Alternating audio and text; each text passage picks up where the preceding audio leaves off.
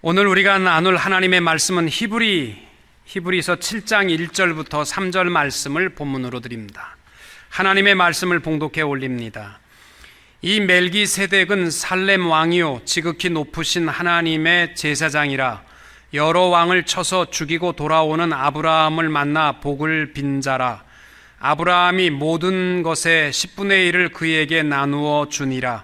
그 이름을 해석하면 먼저는 의의 왕이요 그 다음은 살렘 왕이니 곧 평강의 왕이요 아버지도 없고 어머니도 없고 족보도 없고 시작한 날도 없고 생명의 끝도 없어 하나님의 아들과 닮아서 항상 제사장으로 있느니라. 아멘.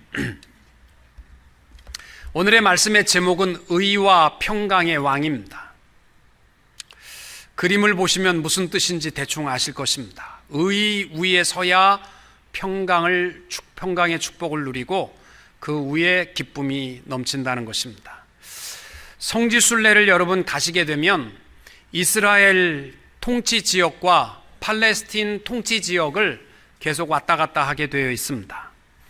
성지순례를 가이드하는 분들이 모든 사람에게 주의를 시키는 말이 하나 있는데, 아침에 만나게 되면 굿모닝이라는 인사를 이스라엘 땅에서는 이스라엘 말로 인사를 해야 되고 아랍 땅에서는 아랍 말로 인사를 해야 된다. 그래서 이스라엘 땅의 호텔에서 일어나면 아침 먹을 때 샬롬, 샬롬 이렇게 인사를 해야 되고, 아랍 사람들 팔레스틴이 다스리는 땅에서 아침 먹을 때는 아샬람 알라이쿰, 아샬람 알라이쿰 이렇게 인사를 해야 된다는 거예요.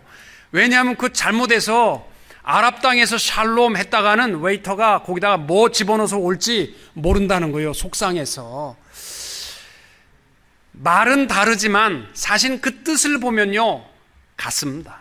샬롬도 평안하소서라는 인사고, 아샬람 알라이쿰 당신에게 평화가 깃드소서 인사입니다. 우리말은 다릅니까? 우리말 안녕하세요. 안자가 평안할 안자고 영자가 평안할 영자입니다. 우리말도 뭐냐면 꽃배기로 평안하세요. 이게 우리말 인사입니다.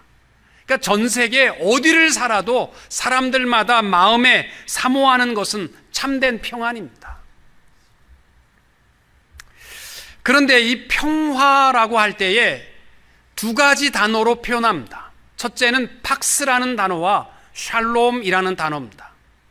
이 팍스라고 부르는 평화는 로마 사람들이 추구했던 평화입니다. 이 평화는 물질적인 풍요로움으로 누리는 평화, 또 힘과 권력을 가지고 세상을 다스림으로 누리는 평화를 의미합니다. 로마 사람들은 그래서 이 평화를 얻기 위해서 온 힘을 다해서 온 땅을 정복하기 위해 노력했고, 이 평화를 성취하기 위해서 단 하루도 피를 흘리지 않는 날이 없었다라고 말합니다. 그런데 그들이 평화를 얻었습니까? 그들이 추구하던 평화의 실패자로, 또 로마는 망하고 말았습니다. 근데 지금도 많은 사람들이 많이 가지면 평안할 것이다, 권력과 힘을 내가 가지면 평화를 누릴 것이다, 지금은 없어서 고통스럽다 착각하지 마십시오. 그런 팍스의 평화는 없습니다. 또 다른 평화가 샬롬이라는 단어입니다. 이 평화는 세상에서 우리가 소득하는 것이 아니라 하나님으로부터 우리에게 주시는 평화, 이것이 샬롬입니다. 하나님께서 이 평화는 하나님의 사람들에게만 주시는 평화입니다. 하나님이 주시는 이 평화는 건강한 사람이든 병든 사람이든, 부유한 사람이든 가난한 사람이든, 사업에 실패한 사람이든 성공한 사람이든 상관없습니다. 전 세계 어디를 거하든지 간에 예수 안에 있는 자에게, 평강의 왕 되신 예수 그리스도 안에 있는 자에게 주시는 선물이 평화인 줄로 믿습니다. 그래서 찬송가에 보면은 오 크고 놀라운 평화, 하나님 뭡니까? 선물일세. 선물입니다. 근데 이 히브리어로 샬롬이라는 이 평화에는 중요한 하나의 의미가 담겨 있습니다. 그것은 모든 계약 조건을 다 이행했을 때에만 주어지는 관계성의 평화가 샬롬입니다. 예를 들어 하나님이 주시는 평화, 또 평강의 하나님 맞습니다. 그러면 모든 사람이 하나님 앞에서 평화를 누리느냐? 죄인은 평화를 못 누립니다. 왜? 하나님은 공의의 하나님이기 때문에 죄인은 결코 하나님 앞에서 평화를 못 누립니다. 문제는 모든 사람이 죄인입니다. 그럼 우리 하나님 앞에서 평화는 없는 것입니까?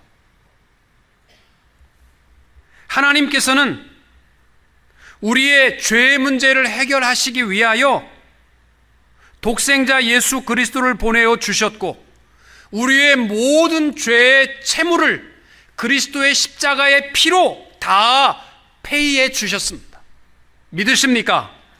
예수 그리스도 안에 있는 자만이 죄의 문제가 해결되었기 때문에 하나님이 주시는 샬롬, 이 평화를 누릴 수 있습니다. 여러분, 세계에서 하나님을 사랑한다고 하는 사람들이 세 종교가 있습니다. 유대인들도 하나님을 사랑한다고 그러고, 무슬림들도 하나님을 사랑한다고 하고, 기독교도 하나님을 사랑한다고 합니다. 근데 지금 전 세계에서 가장 으르렁거리고 싸움과 분노와 미움이 가득한 곳이 유대교와 무슬림입니다. 왜? 그리스도가 빠졌습니다. 참된 평화는 우리의 죄 문제를 해결해야 되는데, 죄 문제가 해결되는 유일한 길은 예수 그리스도 안에, 십자가 안에 있는 줄로 믿습니다. 또 사람과의 관계에 있어도 모든 의무를 감당할 때에 누릴 수 있는 것이 평화입니다.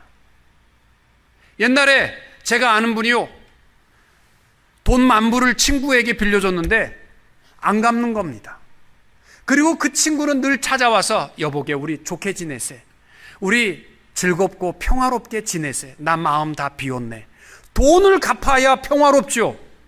자기 진 빚은 안 갚고 평화롭자고 그러면 약 올리는 거예요. 약 올리는 거. 내가 상대방의 뺨을 후려치고서, 여보게 나 마음 다 비웠네, 우리 편안하게 지내세, 그러면 평안한 거 아니잖아요. 모든 채무를 다 갚을 때, 의무를 감당할 때 갖는 평화입니다. 오늘 우리가 봉독한 히브리서 7장 1절부터 3절까지 보면 예수 그리스도, 그 안에서 누리는 것이 우리의 의와 평강이다. 이거를 유대인들에게 설명하기 위해서 예표로서 말씀하고 있는 대표적인 인물이 멜기세덱이라는 왕입니다. 창세기 14장에 나오는데, 멜기세덱은 살렘의 왕이었습니다. 샬렘, 이게 뭐예요? 샬롬, 평강의 왕이라는 뜻이고, 멜기라는 말은 나의 왕, 체데크라는 말은 의라는 단어입니다. 그래서 나의 왕은 의롭다, 의의 왕이다. 그리고 그분은 영원한 제사장이다, 이렇게 부르고 있습니다. 여러분, 세상 어디에도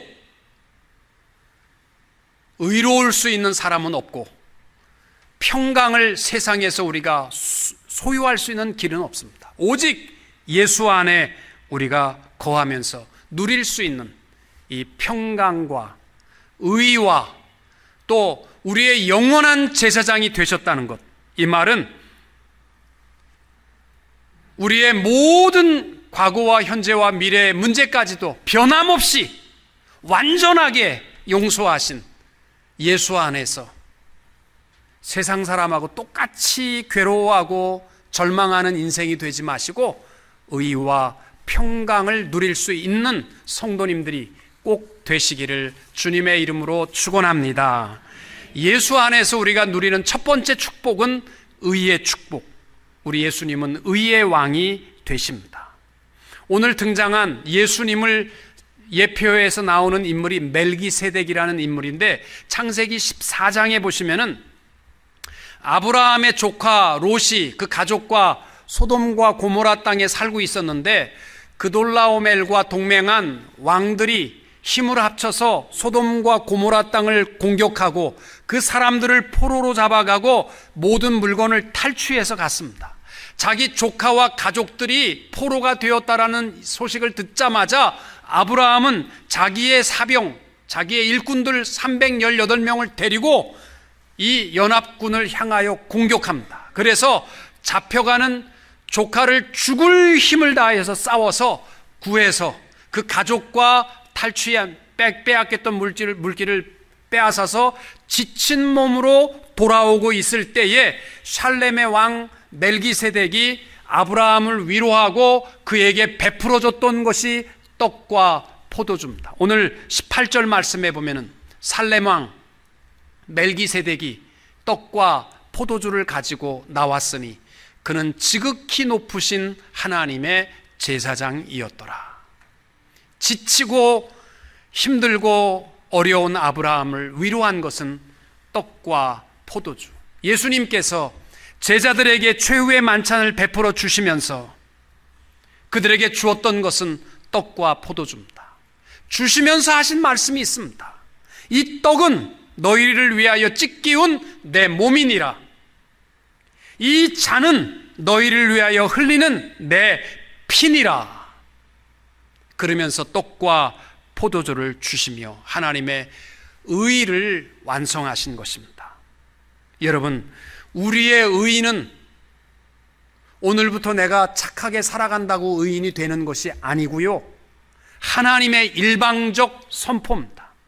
하나님은 우리를 보지 아니하시고 그리스도 예수의 십자가를 보시고 십자가 안에서 우리를 의롭다라고 선포해 주시는 줄로 믿습니다. 그래서 우리가 예수 안에서 누리는 축복이 바로 의인의 축복입니다. 여러분, 하나님 앞에 서는 날까지 나 나중에 죽기 전에 죄 지으면 어떡하나 이런 걱정하지 마세요. 우리의 행동을 보시는 것이 아니라 십자가를 보시고 하나님은 일방적으로 의롭다라고 십자가 안에 거하는 자들을 선포해 주십니다. 로마서 3장 26절, 자기의 의로우심을 나타내사 자기도 의로우시며 또한 예수 믿는 자를 의롭다 하려 하심이니라. 로마서 8장 30절, 그들을 또한 의롭다 하시고 의롭다 하신 그들을 또한 영화롭게 하셨느니라. 아멘.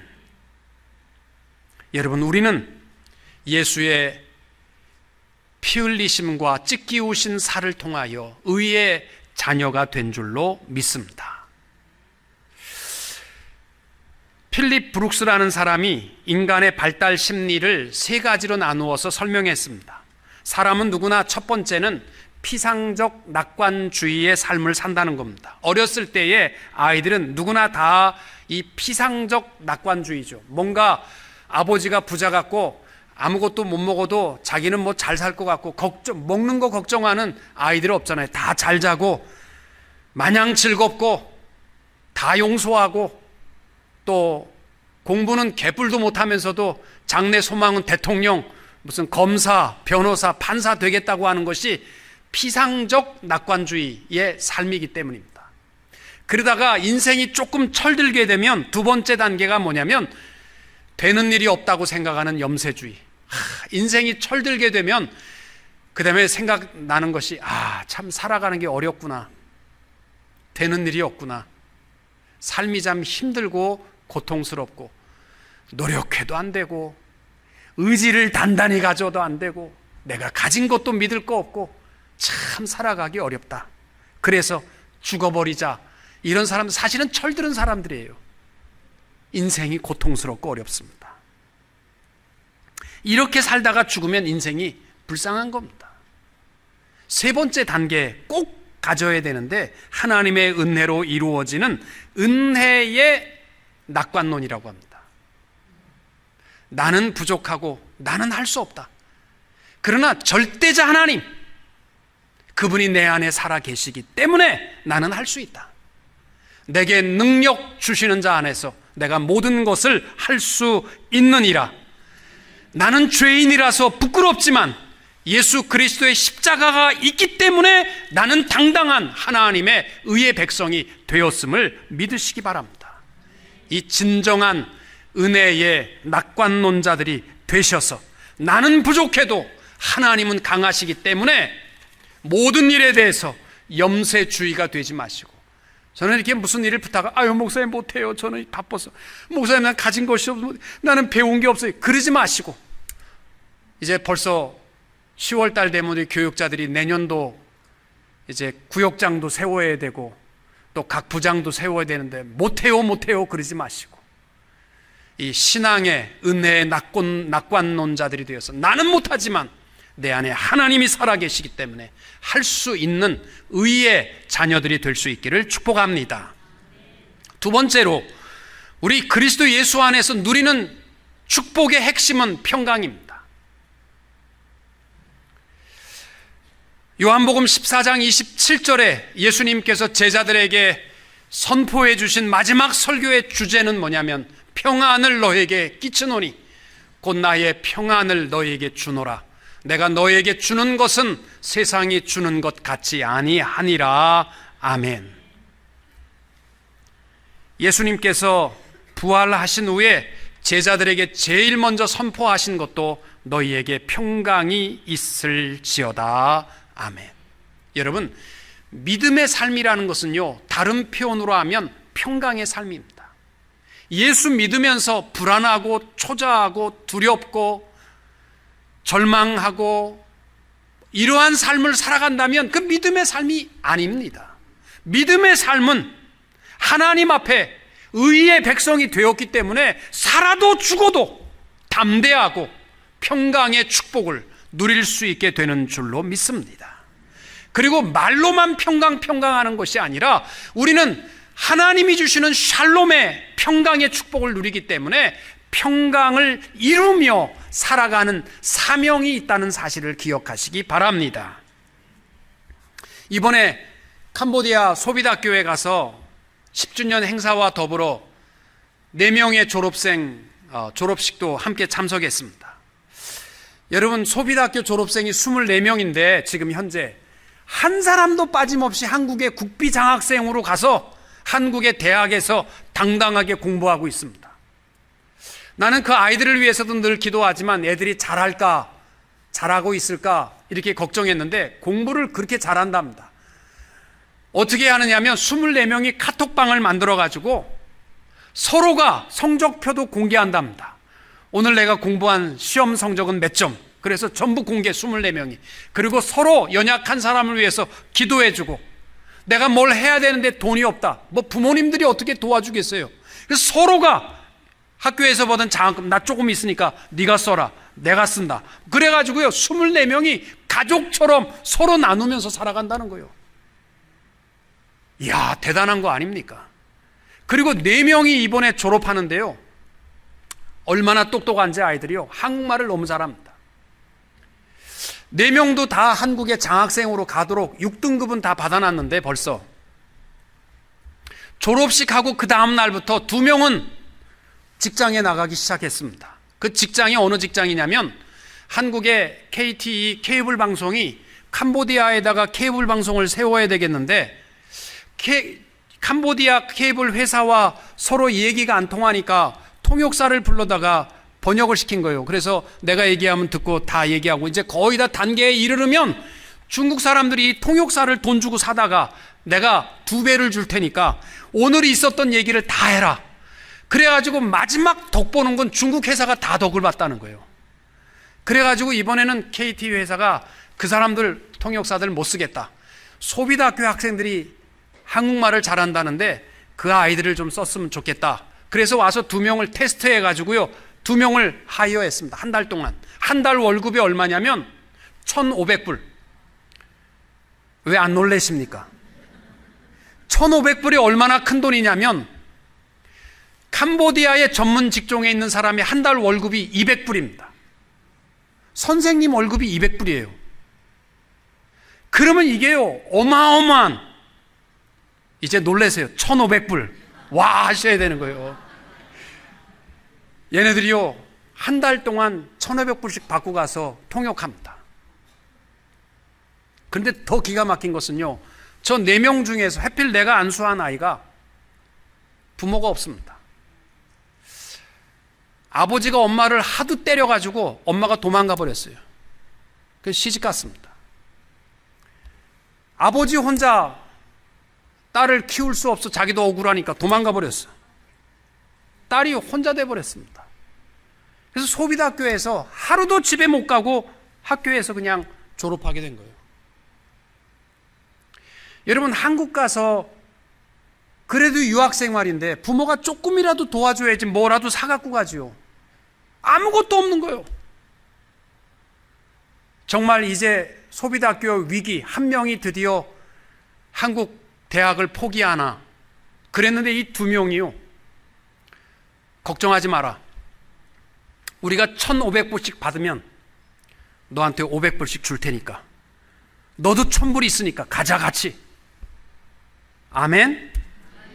여러분, 이거 대단한 겁니다. 자기 부모 3달 월급 이상 주는 거예요.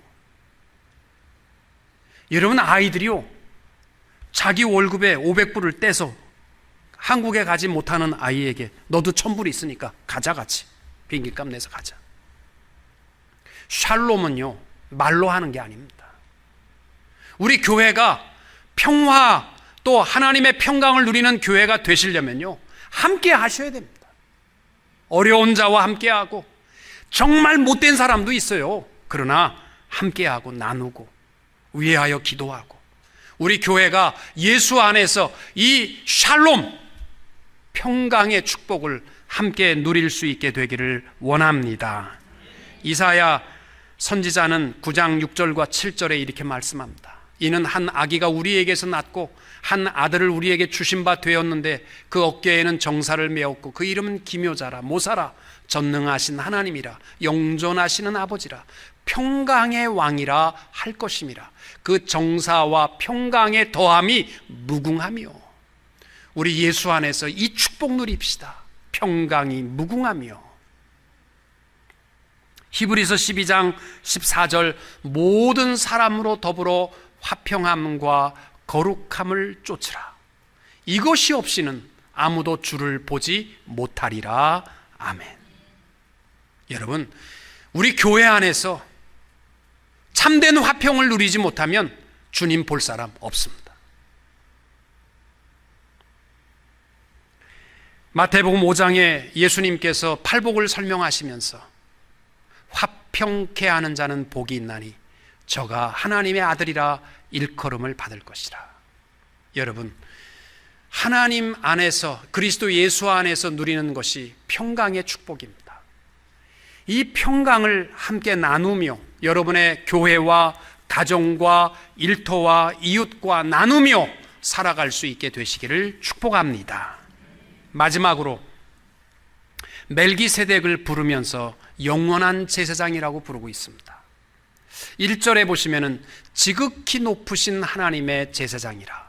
3절에 보시면 아버지도 없고 어머니도 없고 족보도 없고 시작한 날도 없고 생명의 끝도 없어 하나님의 아들과 닮아서 항상 제사장으로 있느니라. 여러분, 멜기세덱이 엄마 아버지가 정말 없을까요? 실존하는 인물이었습니다. 샬렘의 왕이었습니다. 아버지 엄마가 있지요. 그런데 성경에서는 그의 시작과 끝, 또 그의 부모, 그의 마지막에 대해서 침묵하고 있습니다. 그는 예수님의 예표적 인물이었습니다.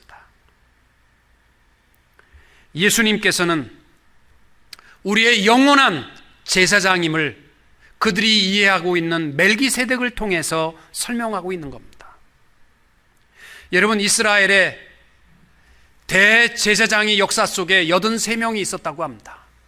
아론부터 시작해서 아론이 죽은 다음에 엘르아살이 됐고, 그의 알레아살이 죽은 다음에 그의 아들 비느하스가 되고, 그렇게 해서 83명의 대제사장이 있다가 교회가 패망할 때 없어졌습니다. 이 사람들은 한 시대를 살다가 끝난 제사장이지만 우리 예수님은 영원한 제사장이라는 거. 이 영원함이라는 것은 무슨 뜻이냐면 우리의 모든 죄를 끝까지 담당하실 완전하신 제사장 예수라는 것입니다. 제사장이 감당하는 최고의 중요한 역할은 용서의 중개자입니다. 우리의 모든 죄, 오직 변함없는 우리의 영원한 제사장 예수 그리스도 안에서 온전케 되는 줄로 믿습니다. 여러분, 예수 안에서 내가 이렇게 예수 믿다가 천국 가겠나, 이런 두려움 버리십시오. 나는 부족해도 우리의 제사장은 영원한 분이십니다. 나는 모른 채 하는 시간에도 예수님은 끝까지 우리를 붙들어 주시는 용서의 제사장이신 줄로 믿습니다. 예수 안에서 자유하십시오. 행여나 내가 과거에 부끄러운 죄를 범했다고 해서 그것 때문에 괴로워하지 마시고 대제사장, 영원한 제사장 앞에서 자유할 수 있게 되시기를 바랍니다. 특별히 토마스 그룸이라는 교육학자는 크리스찬 렐리지어스 에듀케이션이라는 책에서 우리가 누리는 자유함에 대한 것을 세 가지로 얘기했습니다. 예수 안에 우리가 가져야 할 첫 번째 자유는 합리적 사고의 자유, 사유의 자유라고 했습니다. 생각의 자유. 그리스도 예수 안에 있는 자는요, 생각이 자유로워야 합니다. 억울함과 용서 못하는 것과 분노하는 마음으로부터 자유할 수 있어야 합니다. 두 번째는 선택의 자유라고 했습니다. 하나님께서는 모든 피조물에게 주시지 않은 유일한 것을 사람에게 주셨는데 그것이 뭐냐면 자유의지입니다. 깨끗한 양심과 신앙을 따라 선택하지 못하는 어리석한 속박에서 벗어나십시오. 여러분, 우리의 죄된 마음은요, 선택 못해요. 내 마음대로 못 살아갑니다. 저도 학생 때요, 어떤 잘생긴 분이 저한테 오더니 밥을 먹자고 하더라고요. 저는 모르고 따라갔어요. 그래서 친구들하고 밥을 먹는데 막 냉면에다가 불고기에다가 시컷 먹었어요. 다 먹고 나니까 한 표 부탁합니다. 그래서요, 저는 학생 때 그래도 청렴한 학생이 이런 거나 먹고 찍으면 되겠느냐 욕하고 다녀서 나는 절대로 이 사람 안 찍겠다 그랬는데 표 찍을 때 보니까 손이 덜덜덜 떨리더니 그쪽으로 가더라고요. 먹으니까 어쩔 수가 없더라고요. 세상에 취하면 어쩔 수 없습니다. 예수 안에서 자유하십시오. 우리의 모든 죄로부터, 속박으로부터 벗어나서 자유함을 가지고 선택하고 살아갈 수 있게 되시기를 바랍니다. 마지막은 행동의 자유함입니다. 예수 안에서, 영원한 제사장 안에서 용서함 받은 우리들이 할 수 없이 하는 행동이 되지 마십시오. 교회에서 봉사하는 것도 내가 자원해서 봉사하시고, 세상에서 끊어야 할 것도요, 내가 끊고 싶은데 못 끊어요. 그렇게 하지 마시고, 끊고 싶으면 끊고, 하고 싶으면 하고, 숨어서 하지 마시고, 자유함을 가지고, 이것은 대제사장, 영원한 제사장 예수 안에서 누릴 수 있는 특권입니다. 사랑하는 성도 여러분, 평강과 의의 왕 되신 예수 안에서 우리가 누리는 축복, 우리는 의인의 삶을 살 수 있습니다. 또 누가 뭐라고 해도 우리는 샬롬, 예수 안에서 누리는 축복이 평안함입니다. 그리고 자유함을 가지고 언제 하나님이 부르셔도 두려움 없이 담대하게 하나님 앞에 설 수 있는 성도님들이 다 되시기를 주님의 이름으로 축원합니다.